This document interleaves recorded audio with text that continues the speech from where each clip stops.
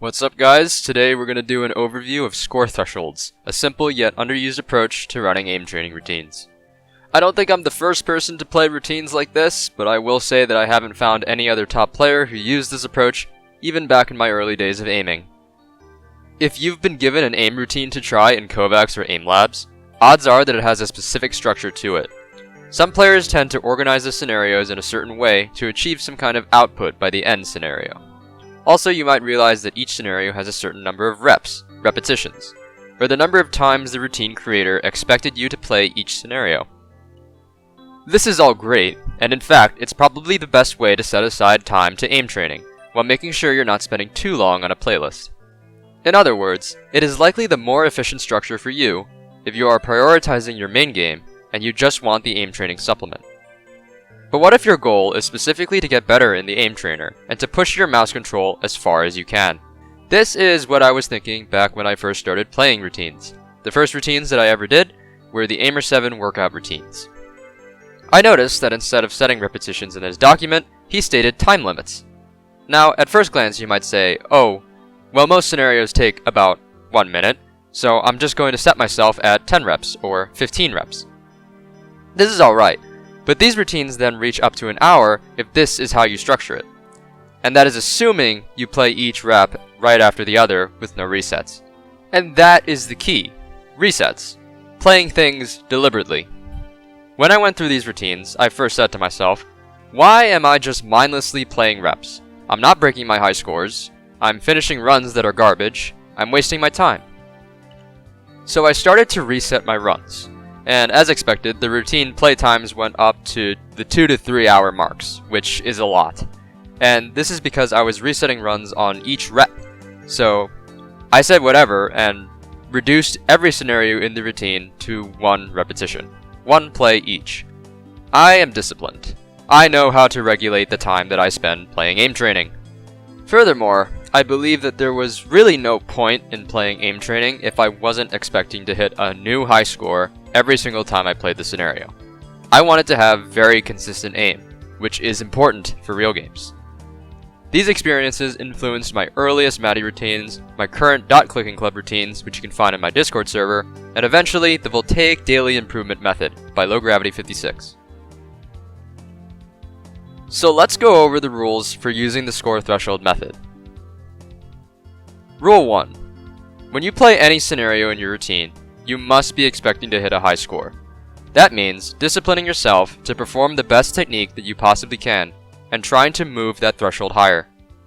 Of course, this may involve resetting runs that aren't good. Do not think of resets as okay though.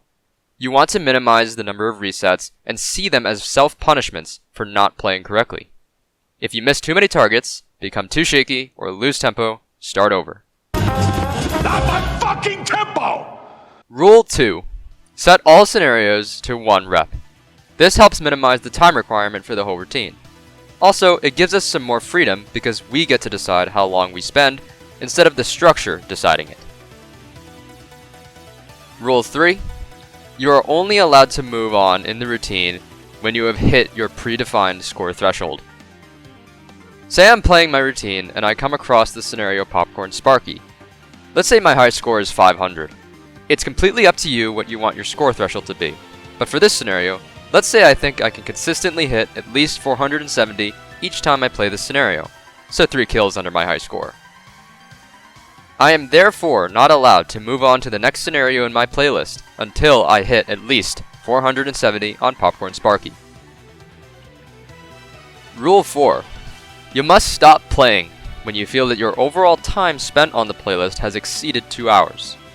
This is to avoid fatigue, burnout, or injury. If you find that you're just not hitting your thresholds, and it's taking you forever for 1 or 2 scenarios, call it a day and try again tomorrow.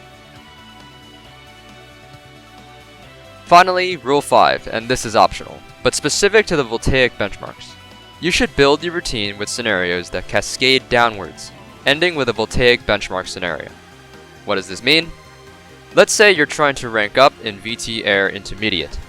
So you're going to put this scenario at the end of your routine, and then you're going to fill that routine with supplemental scenarios, ideally harder ones, that build on each other and prime you to hit a new high score in the final scenario, Air Intermediate. This is how the DCC routines are designed. This is the structure that I use to grind all the way from VT Jade to VT Celestial. Though I don't use routines anymore, I still believe that this is the fastest way to rank up in Voltaic and farm aim training scores.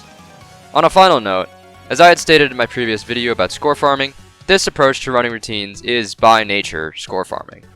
The whole goal is to chase the next score threshold. I'm aware that many players won't find substantial improvement in their main games while using this method.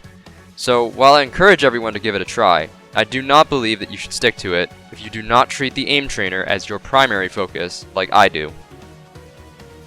And that's pretty much it, guys. I hope you guys learned something from this video, and let me know if the score threshold method is helpful to you. Let me know what rank ups or high scores you've gotten from it, as well as any suggestions that could possibly make it more efficient. Thank you guys for watching, and I'll see you in the next video or aim VOD. Happy dot clicking.